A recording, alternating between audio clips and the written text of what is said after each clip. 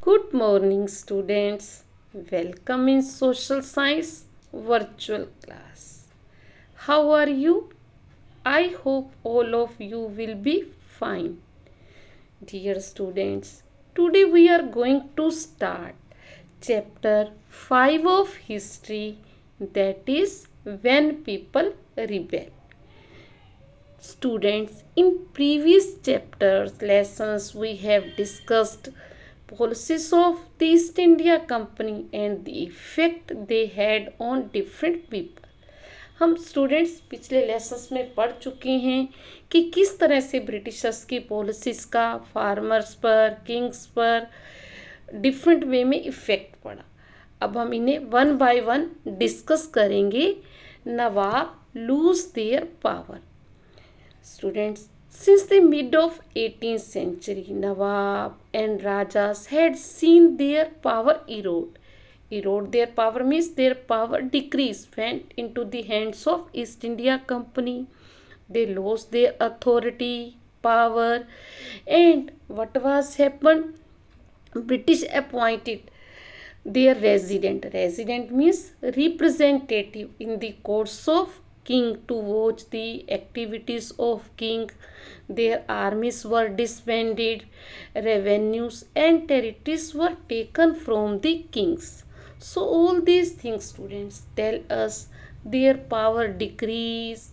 Right of tax collection was taken by the East India Company. Many ruling families tried to negotiate with the company to protect the interest. बहुत सारे Kings ने students कोशिश भी की उनसे समझौता करने की कि वो अपने इंटरेस्ट को प्रोटेक्ट कर पाएँ। जैसे रानी लक्ष्मीबाई ने ब्रिटिशर्स को कहा कि उनके एडॉप्टेड सन को उनके हस्बैंड की डेथ के बाद राजा बनाया जाए, पर ब्रिटिशर्स ने उसे मना कर दिया। नाना साहिब ने कहा कि उनके फादर की डेथ के बाद उनको पेंशन दी जाए, ब्रिटिशर्स ने मना कर दिया।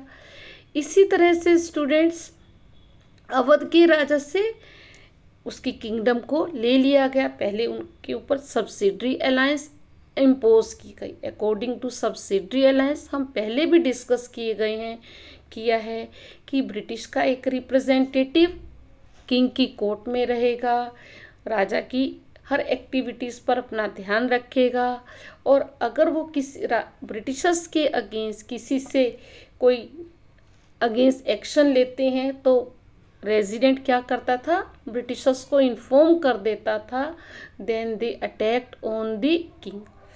पहले अवध के राजा के साथ उन्होंने सब्सिडरी अलायंस किया और बाद में 1856 में Awadh was annexed into British territory. और उन्होंने क्या कहा कि मिस गवर्नमेंट के कारण we are annexing Awadh into our own territory. But actually student people were very happy with the rule of Awadh, so they annoyed with the British government कि उन्होंने गलत तरीके से अवध को अपने राज्य में मिला लिया है। Student, company even began to plan how to bring the Mughal dynasty to an end. तो इसके लिए उन्होंने क्या किया कि जो कोइन मिंट किए जाते थे ईस्ट इंडिया कंपनी के द्वारा, उस पर मुगल किंग के नाम को हटा दिया। और 1849 में गवर्नर जनरल डलहौजी ने अनाउंस कर दिया कि after the death of Bahadur Shah Zafar the family of the king would be shifted out of the Red Fort and given another place in the Delhi to reside in. In 1856, Governor General Canning decided that Bahadur Shah Zafar would be the last Mughal king. After his death, none of his descendants would be recognized as king. They would just be called princes. 1849 में governor general Dalhousie ने कहा कि Bahadur Shah death की बाद उसकी family को दिल्ली में कोई और जगह दे दी जाएगी, वो वहाँ रहेंगे। और 1856 में गवर्नर जनरल कैनिंग ने क्या कहा कि बहादुर शाह जफर जो है मुगल डायनेस्टी के लास्ट किंग होंगे। और उनके किसी भी उत्तराधिकारी को राजा नहीं बनाया जाएगा. They would be just called princess. So we discuss how kings were affected by the British policies. Their kingdom were taken. Sometimes they imposed subsidiary alliance, other agreement, but ultimately their objective was to annex Indian territories into their own territories, into the British territory. So Nawabs, king, they were unhappy with the Britishers. Student, what was happened to the peasants and the sepoys farmers और सिपोहिस पर क्या effect पड़ा British rule का. In village areas peasants and zamindar resented the high taxes and the rigid method of revenue collection. Many failed to pay back their loans to the money lenders and gradually lost the land they had tilled for generations. Farmers से बहुत ज़्यादा tax collect किए. जब वो tax students नहीं पे करते थे तो उनसे उनकी लैंड ले ली जाती थी. और कई बार स्टूडेंट्स वो ये सोच के कि हमारी लैंड हमारे पास रहे, हमारे ग्रैंडफादर की फादर की लैंड है, ब्रिटिशर्स को नहीं देना चाहते थे तो वो मनी लैंडर से लोन ले लेते थे. पर जब वो नहीं उसको पे करते थे तो land was taken by money landers. So they lost the lands they had tilled for generation. Student, now what was happened to the sepoys in the employ of the company also had reason for discontent, dissatisfied. The soldiers, the sepoys who were recruited in the East India Company, they were unhappy with the Britishers. They were unhappy about their pay, allowance, conditions of service. Some of the new rules violated their religious sensibility and the beliefs. उनकी salary कम थी, conditions भी ज़्यादा अच्छी नहीं थी और कुछ नए रूल्स आए जिसने उनके रिलीजियस सेंटिमेंट्स को हर्ट किया. सिपोइस को 1824 में कहा गया go to Burma by sea route to fight for the Britishers, but they refused because according to their religion they should not go to cross the sea to another country. So when they refused they were severely punished, and since the issue did not die down, so in 1856 what was happened, company passed a new law which stated that every new person who took up the employment in the company's army had to agree serve overseas if required. जब Indian सिपोइस ready नहीं हो रहे थे seize को cross करके दूसरी country में Britishers के बिहाफ पर लड़ने के लिए, तो उन्होंने 1856 में एक नया कानून बनाया कि जिस भी सिपाही की रिक्रूटमेंट ईस्ट इंडिया कंपनी में होगी उसके लिए ये ज़रूरी होगा कि वो ब्रिटिशर्स के बिहाफ पर सी को क्रॉस करके जाएंगे, तभी उनकी ईस्ट इंडिया कंपनी में अपॉइंटेड होगी. Student, most of the sepoys were farmers. Their families were involved in farming, so they were also not happy with the high taxes and method of collecting revenue. So what they were? So they decided that now they would revolt against the Britishers. Student, response to the reform. British east India company कुछ सुधार भी किए, कुछ reform भी किए, पर जो हमारे इंडियन सुपरस्टिशियस थे, अंधविश्वास थे, उन्हें लगता था कि ये सही है, वो इनको मानने के लिए तैयार नहीं थे. यहाँ पर ब्रिटिशर्स सही भी थे, जैसे उन्होंने सती प्रथा को बैन करने के लिए लॉ बनाया, विडोरी मैरिज को इनकरेज किया, पर जो सुपरस्टिशियस इंडियंस थे, अंधविश्वासी थे, उन्हें लगता था कि ये सही है. So they did not accepted and revolted against the Britishers. So Student, when British believed that Indian society had to be reformed, laws were passed to stop the practice of sati and to encourage the remarriage of widows. English language education was actively promoted. After 1830, the company allowed Christian missionaries to function freely in its domain and even on land and property. Britishers ने English का use करना शुरू किया, Indians को भी इसके लिए कहा, जो लोगों को पसंद नहीं आया। 1830 में उन्होंने कंपनी ने अलाउड कर दिया क्रिश्चियन मिशनरीज को कि इंडिया में वो लैंड खरीद सकते हैं, चर्च बना सकते हैं, और एक लॉ इंट्रोड्यूस किया 1850 में। A new law was pass to make conversion in Christianity easier. This law allowed an Indian who had converted to Christianity to inherit the property of his ancestors. अगर कोई हमारी इंडियन सोसाइटी में Christianity को, ईसाई धर्म को अपना लेता था तो उसे अपने फादर की प्रॉपर्टी नहीं मिलती थी। पर 1850 में ब्रिटिशर्स ने कानून बनाया, अगर कोई क्रिश्चियन बन जाता है तो कोई उसे अपने फादर की प्रॉपर्टी को लेने से मना नहीं कर सकता। They can inherit the property of his ancestors. Many Indians began to feel that British were destroying their religions, their social customs, and their traditional way of life. So Indians were not happy with the British rule. There were of course other Indians who wanted to change existing social practices. जो Britishers ने सती प्रथा को बंद किया था, window remarriage को start किया था, वो इसको बंद करना चाहते थे। तो वो उनसे ब्रिटिशर्स से नाराज हो गए, decided to revolt against the Britishers. Student, अब हम डिस्कस करने जा रहे हैं through the eyes of the people, लोग ब्रिटिशर्स के बारे में क्या सोचते थे। स्टूडेंट, हम यहाँ डिस्कस करने जा रहे हैं विष्णु भट्ट गोडसे ने एक बुक लिखी थी माझा प्रवास। उसमें उन्होंने लिखा क्या था, विष्णु भट्ट कौन थे? ही बिलोंग टू अ ब्राह्मण family and lived in Maharashtra.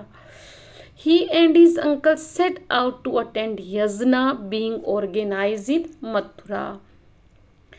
Vishnu Bhatt writes that they met some sipais on the way who told them they should not proceed on the journey because a massive revolt was going to break out in 3 days.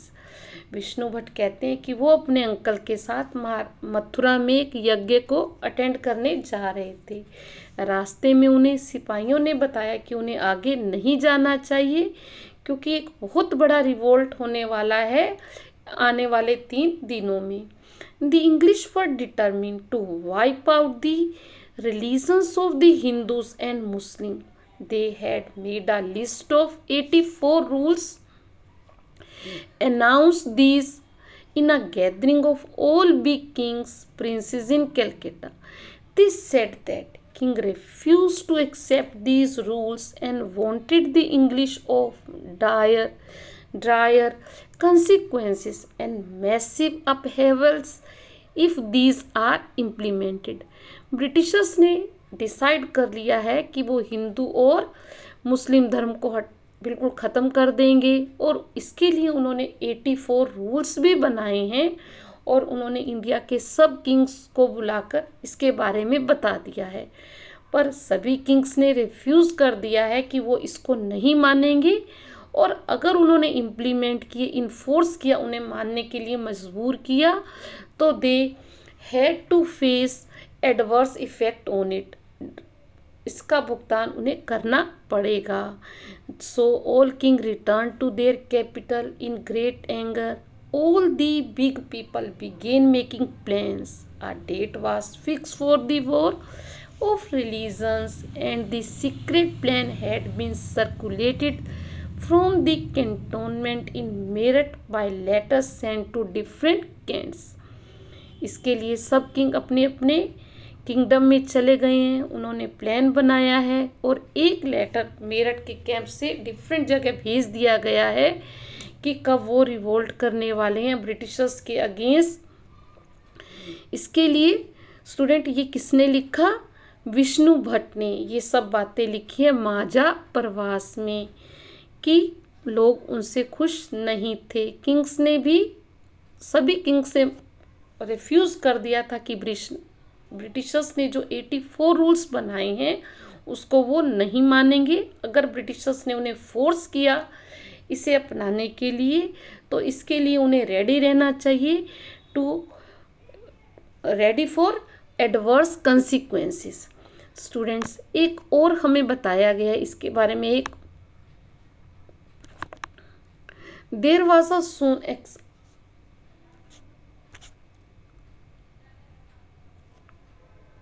Students एक और सूबेदार सिपाही सूबेदार सीताराम सूबेदार ने भी अपनी एक बुक में लिखा है स्टूडेंट्स। उन्होंने 1812 में ब्रिटिश आर्मी को ज्वाइन किया था और 1860 में वो रिटायर हुए थे।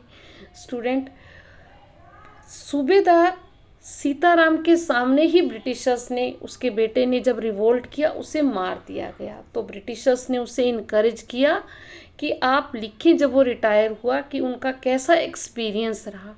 तो उन्होंने लिखा कि British people were not happy with the Britishers, और उन्होंने ये भी कहा कि सभी लोग, किंग ने तैयारी कर ली थी कि अब वो ब्रिटिशर्स के रूल रेगुलेशंस को नहीं मानेंगे, और सभी ने डिसाइड किया है कि मुग़ल एम्परर जो बहादुर शाह जफ़र हैं उनके अंडर वो रिवोल्ट करेंगे और उनके ब्रिटिशर्स के बाद वही उनके राजा होंगे। और सभी किंग्स ने अपने एजेंट्स को कंट्री में डिफरेंट प्लेसेस पर भेजा है और उन्होंने 1000 ऐसे प्रोमिसेस को फाइंड आउट किया है जो ब्रिटिशर्स ने किए पर उसे इम्प्लीमेंट नहीं किया, उसे फुलफिल नहीं किया।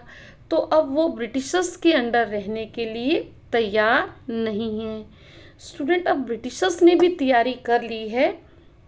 ये सीताराम केसरी कहते हैं, it is chance about this time sarkar sent parties of man from each regiment to different garrison for instruction in the use of new rifle. These men performed the new drill for some time until a report got about some means or the other. Britishers ने अब different regiments में कुछ लोगों को भेजा है जो लोगों को तैयार करेंगे राइफल्स चलाने के लिए।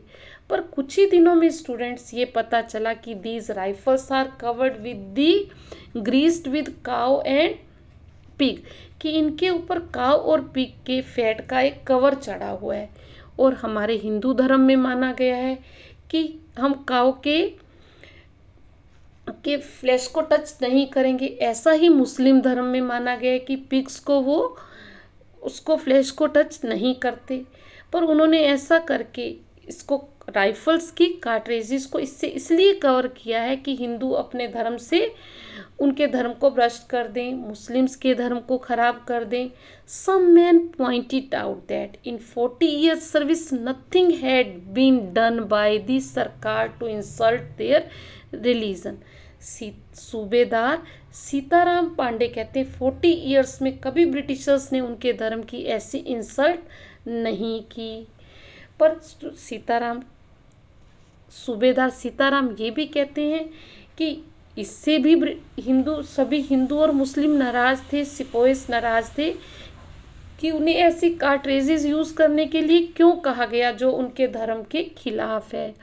और एक रीज़न ये भी था क्योंकि अवध के राजा से लोग बहुत खुश थे, उसके अंडर रहना चाहते थे।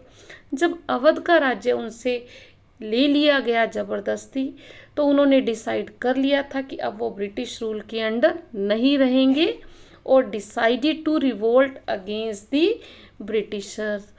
तो स्टूडेंट्स, आज हमने डिस्कस किया कि people were not happy with the British rule, so they decided to revolt against the Britishers. तो ये हमने स्टूडेंट्स अभी पढ़ा सूबेदार सीताराम के बारे में। और in next video we will discuss with you how this mutiny convert into a popular rebellion। तो आज जो हमने पढ़ा उसे स्टूडेंट्स आप रीड करेंगे, लेसन 4 ऑफ सिविक्स को रिवाइज करेंगे, वर्कशीट को अपनी वर्कबुक में करेंगे, और जो आज हमने किया है उसे अच्छे से पढ़ेंगे और अपनी बुक में इम्पोर्टेंट लाइंस को मार्क भी करेंगे। Thank you students. Thank you students. Have a nice day. Stay at home. Stay healthy. Keep learning. Thank you. Have a nice day.